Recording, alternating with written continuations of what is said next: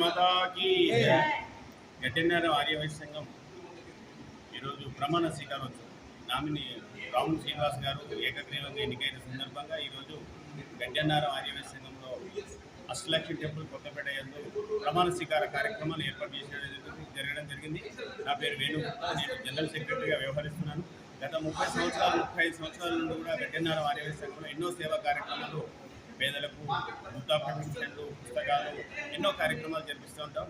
దానికి కారణంగా ఈరోజు ఈ కొత్తపాటి ఎలక్ట్ అయింది 2026-28 సంవత్సరంగానే ప్రమాణ స్వీకారోత్సవం జరిగింది.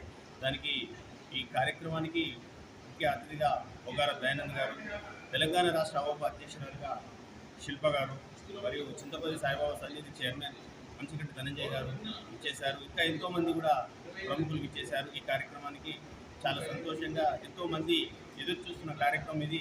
ఉగాది పండుగ సందర్భంగా ఆ రోజు చాలా ఎంతో బిజీ కార్యక్రమం ఉంటుంది కాబట్టి అనుకోకుండా ఈ కార్యక్రమం ఏర్పాటు చేయడం జరిగింది. మీరందరూ వచ్చినందుకు మీరందరికీ శుభాకాంక్షలు, ధన్యవాదాలు తెలియజేస్తున్నాను. జై బలో వాసవి మాతాకి జై.